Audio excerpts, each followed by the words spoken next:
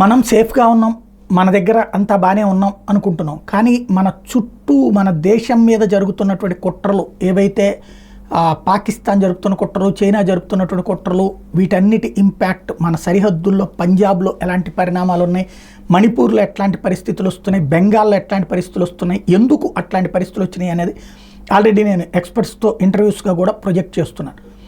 అందులో చెప్పుకున్నట్టే బెంగాల్ క్రమంగా బంగ్లాదేశీయుల చేతికి పోతోంది. అందులో తాజాగా కోర్టులో బయటపడ్డటువంటి ఒక సంచలనాత్మకమైనటువంటి అంశం ఏంటంటే, ఖతూన్ అనేటటువంటి ఒక అమ్మాయిని అరెస్ట్ చేశారు ఒక దొంగ పాస్పోర్ట్కి సంబంధించినటువంటి కేసులో.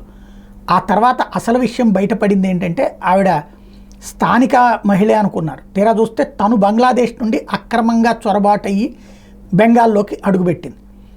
తను తన భారత డాక్యుమెంట్లు ఫేక్ సృష్టించుకుంది. ఆధార్ కార్డుతో, అంటే ఒక ఓటర్ ఐడి సంపాదించింది, ఓటర్ ఐడి ద్వారా మిగతా అన్నీ సంపాదించుకుంది. పాన్ కార్డు ఉంది, అట్లాగే ఆధార్ కార్డు ఉంది, అన్నీ ఉన్నాయి.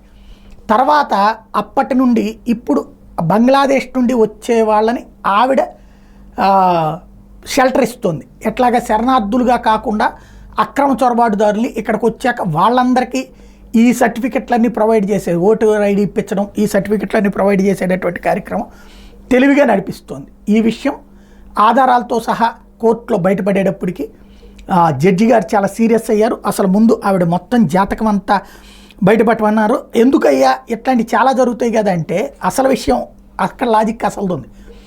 ఆవిడ మనకి సర్పంచ్ అంటాం కదా, అక్కడ బెంగాల్లో ప్రధాన్ అంటారు, గ్రామ ప్రధాన్ అంటే గ్రామ సర్పంచ్ అనమాట. ఇట్లా నకిలీ డాక్యుమెంట్తో వచ్చిన మహిళ ఖతూన్ కాస్త గ్రామ సర్పంచ్ అయింది.